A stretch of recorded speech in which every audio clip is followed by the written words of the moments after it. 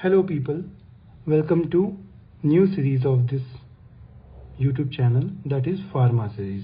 Video number 1. The topic is paracetamol. बहुत frequently use किए जाने वाली मेडिसिन है ये, ठीक है. इसके बारे में हम आज पढ़ते हैं. It is deethylated active metabolite of phenacetin. ठीक है, फेनेसिटिन का ये डीइथाइलेटेड एक्टिव मेटाबोलाइट होता है जिसको हम पैरासीटामोल बोलते हैं. अब इसके एक्शंस के बारे में देखते हैं. इसका एक्शन क्या है? Central analgesic action. ठीक है, ये सेंट्रल नर्वस सिस्टम पे एनाल्जेसिक एक्शन शो करता है. कैसे शो करता है वो देखते हैं. By increasing pain threshold. ठीक है, पेन का जो थ्रेशोल्ड होता है उसका लेवल इंक्रीज कर देगा ताकि हमें पेन फील ही ना हो. ठीक है. दूसरा क्या है?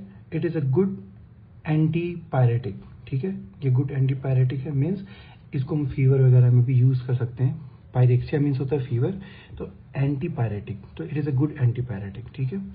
Third is weak anti inflammatory effect. इसका जो होता है एंटी इन्फ्लामेटरी इफेक्ट बहुत वीक होता है.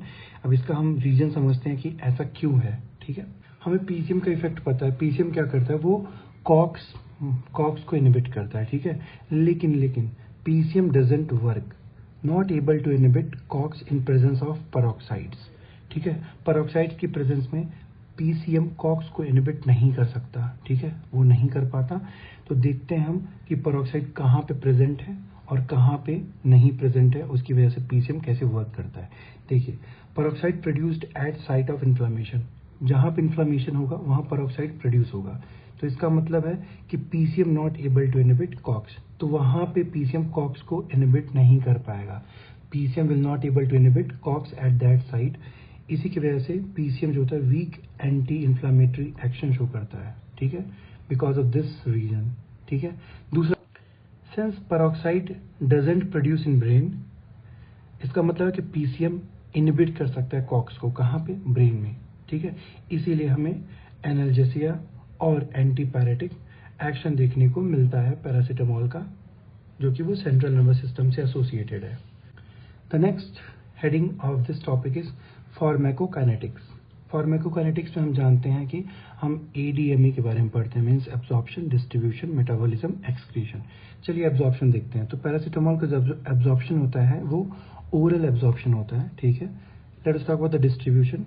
Distribution that is 1/4 protein bounded. इसका जो डिस्ट्रीब्यूशन होगा वो 1/4 पोर्शन ऑफ टोटल जो कि प्रोटीन बाउंडेड होगा. एंड यूनिफॉर्मली डिस्ट्रीब्यूटेड, वो पूरे बॉडी में यूनिफॉर्मली डिस्ट्रीब्यूटेड होगा. ऐसा नहीं कि किसी एक स्पेसिफिक ऑर्गन में प्रेजेंट हो.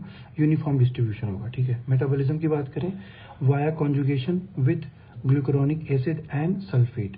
तो इसका जो मेटाबॉलिज्म होगा वो कॉन्जुगेशन फेज ऑफ रिएक्शन के थ्रू होगा.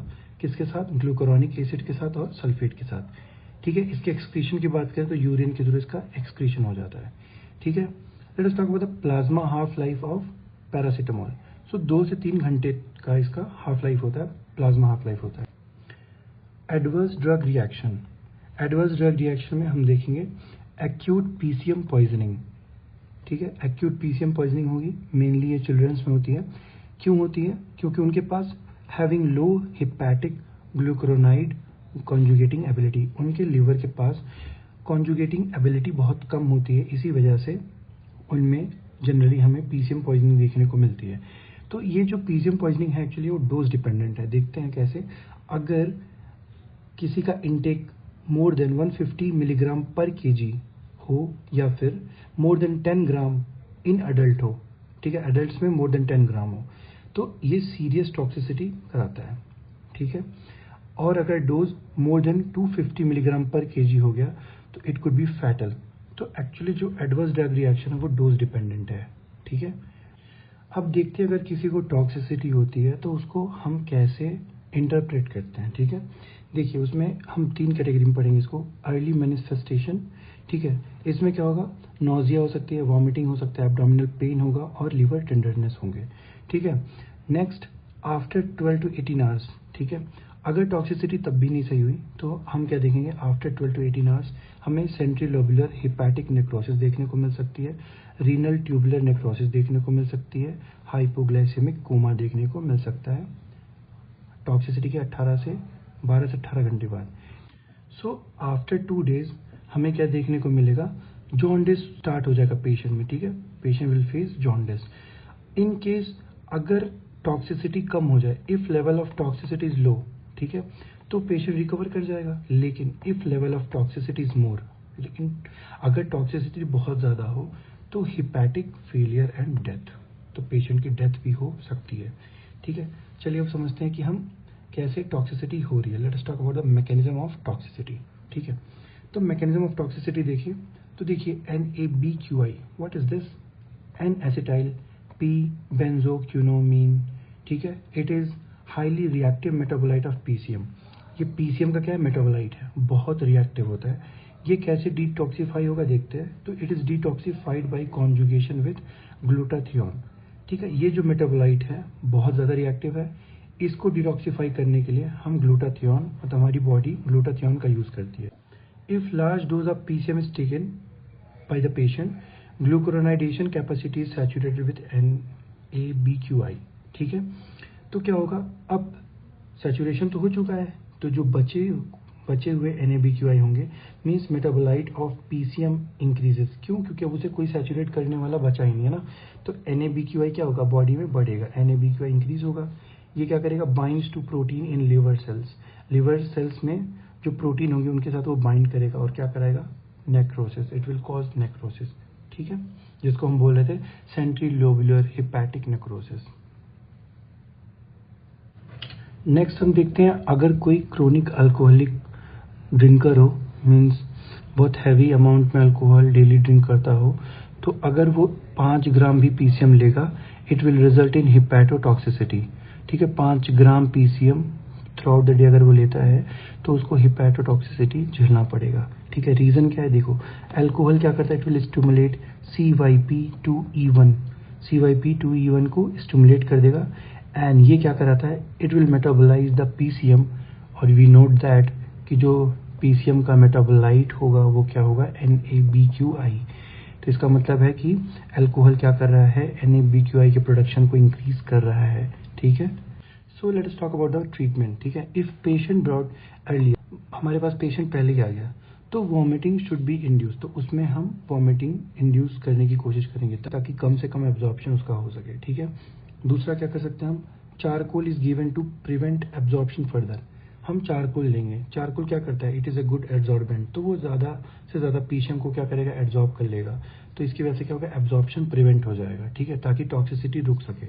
ये 2 चीज़ें हो गई। तीसरा देखिए अगर हम, तो इसके केस में अगर बहुत हैवी टॉक्सिसिटी है तो हम मेडिसिन देंगे, that is the drug of choice of that toxicity of PCM is N-acetylcysteine, ठीक है। N-एसिटाइलसिस्टीन हम देंगे, इसका कितना अमाउंट देते हैं, 150 मिलीग्राम पर kg इन्फ्यूज्ड इंट्रावेनस इन 200 ml 5% glucose solution over 15 minute, ठीक है। तो हम 150 मिलीग्राम पर kg इन्फ्यूज करेंगे, कैसे, IV। अब इसको किसके थ्रू इन्फ्यूज करेंगे, इन 200 ml 5% ग्लूकोज सॉल्यूशन, कितने देर के लिए करेंगे, ओवर 15 मिनट के लिए, 15 मिनट के लिए इन्फ्यूजन चलता रहेगा, ठीक है। ऐसा करने के बाद फिर हम इस सेम प्रोसेस को 20 आवर के बाद फिर रिपीट करेंगे, ठीक है। देखिए अगर जो है टॉक्सिसिटी उतनी हाई लेवल की नहीं है तो क्या होगा कि पेशेंट रिकवर कर जाएगा, लेकिन if no response patient will progress to liver failure. अगर इतना सब कुछ करने के बाद हमने ड्रग ऑफ चॉइस भी उसको दे दिया, चारकोल का ट्रीटमेंट भी किया, ठीक है, वॉमिटिंग भी इंड्यूस कराई, लेकिन फिर भी पेशेंट रिस्पॉन्ड नहीं कर रहा, तो इसका मतलब है कि अब वो लिवर फेलियर की तरफ जा रहा है। तो इसमें हमें जल्दी से जल्दी उसका ट्रीटमेंट क्या करना चाहिए, emergency liver transplantation is only the solution of this case. So this is all about the paracetamol, ठीक है। फार्मा सीरीज में ये पहला वीडियो था, नेक्स्ट हम और भी वीडियोस लाते रहेंगे। Do subscribe, like and share to your medicos friend, ठीक है। Thank you.